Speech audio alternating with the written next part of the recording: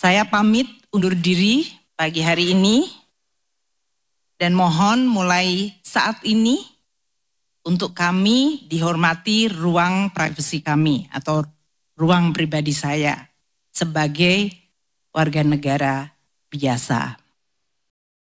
Reshuffle kabinet di era kepemimpinan Presiden Prabowo Subianto membuat beberapa pihak terkejut dan penuh dengan tanda tanya. Salah satunya adalah penggantian Menteri Keuangan Sri Mulyani. Selama ini dia dikenal sebagai simbol disiplin fiskal dan kredibilitas investasi. Dia digantikan melalui reshuffle kabinet yang diumumkan pada 8 September 2025.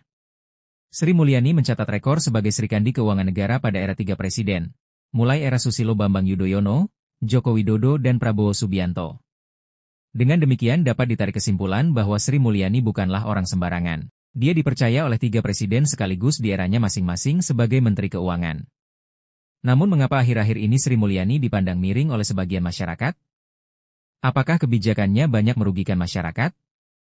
Atau ini semua hanya provokasi yang dikemas oleh pihak yang berkepentingan yang merasa terkekang ruang geraknya karena kebijakan moneter yang diterapkan oleh sang Srikandi Keuangan Negara?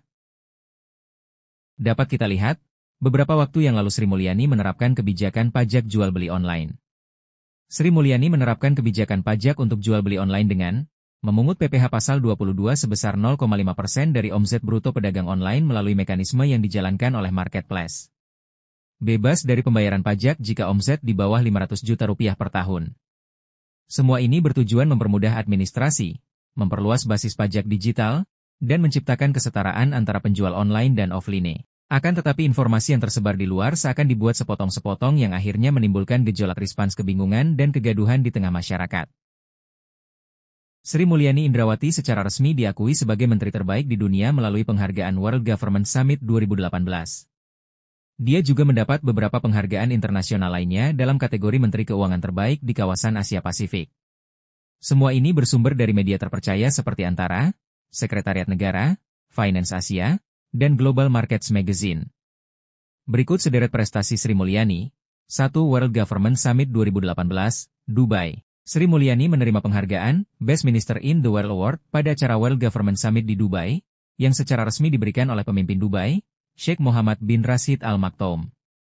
Penghargaan ini merupakan penghormatan global yang hanya diberikan kepada satu menteri di seluruh dunia tiap tahun, dipilih oleh lembaga independen Ernst Young. 2. Menurut Finance Asia, Sri Mulyani dinobatkan sebagai Best Finance Minister in the Asia Pacific Region 3 kali berturut-turut sejak 2017, dengan capaian seperti defisit anggaran yang turun ke titik terendah dalam 6 tahun.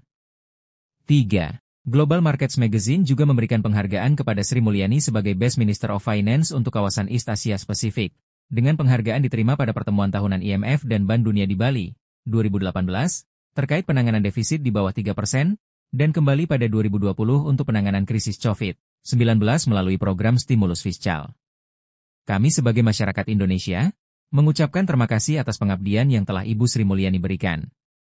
Semoga kesehatan dan keselamatan selalu Tuhan berikan kepada Ibu.